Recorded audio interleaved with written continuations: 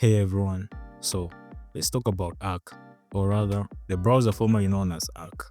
Yup, the browser company has officially shifted its focus to something new called Dear, their shiny new AI-powered browser. So, what does that mean for Arc, for its users, and honestly, was this always the plan? I've used Arc on Windows in the past, though recently I've switched to Zen, and I've got a few thoughts, some sympathetic, some skeptical, and some just frustrated. So let's break it down. When Arc dropped, it was marketed like the future of web browsing. A beautiful UI, better tab management, custom workflows, basically a browser for people who think in layers.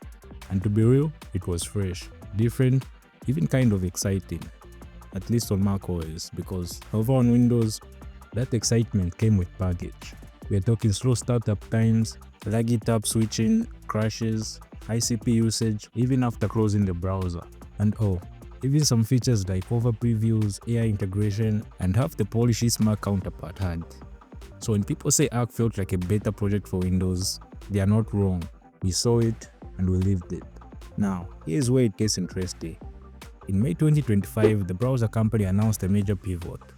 Arc, once their flagship browser known for its bold interface and workflow-focused design, was effectively being sidelined. Not officially dead, but no longer a priority. In its place, Dear, an AI-first browser built from the ground up with context awareness, automation, and natural language tools at its core. So the browser company made it clear. Arc was simply too complex to maintain, it didn't scale well, and it didn't attract the mainstream user base they needed. So they made the switch. And while they say Arc isn't abandoned, it's still getting security patches, and we can only hope it can be open source someday. So, in a recent episode of Waveform, the MKBHD podcast, CEO Josh Miller was asked how many engineers are currently working on Arc. His answer, 3. That's right, 3 people for an entire browser. That's not ongoing development, that's maintenance mode with a pause. That's basically hospice care with a PR team. And reactions have been mixed. Some fans are heartbroken, others just feel betrayed. And honestly, I don't think it's just about losing a browser. It's the way it happened. The silence, the sudden shift, the vague promises. We didn't get the sunset, we got ghosted. And sure, I get the strategy. AI is the new battleground. Every tech company is pivoting, and Dear is the browser company's way of staying relevant. But could they at least admit that Arc didn't scale and they're moving on? Instead, it's Arc isn't dead, we swear, we just aren't developing it anymore, unless you count the 3 people patching bugs. So personally, I've already moved on. I'm currently trying out Zen Browser, which is more like the open source Firefox style alternative to Arc. It's promising, but it's not perfect.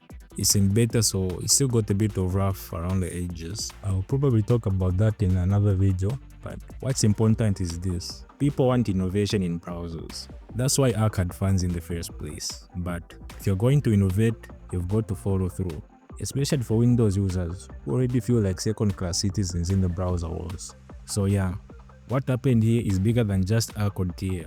This is about what happens when companies chase shiny new tech trends like AI at the expense of what they already built. Arc may have been complex, but it was truly unique. And Dear, it's sleek, but it's also part of a bigger movement, which is turning browsers into AI-powered assistants. And we'll see how it goes, That could be amazing, or it could be another case of tech trying to fix what wasn't broken. So yeah, I think Arc deserved better. If the browser company truly believes in open source principles or community-led innovation, maybe they'll release the code, maybe someone else will give Arc the second life it deserves. But until then, we'll keep exploring, trying out new tools and watching how this all plays out. So what about you? Did you use Arc? Are you switching to Dear, or trying something else like Zen? Drop your thoughts in the comments. I'd love to hear your take. And if you're into browser experiments, tech shifts, and digital privacy, consider subscribing. Catch you in the next one.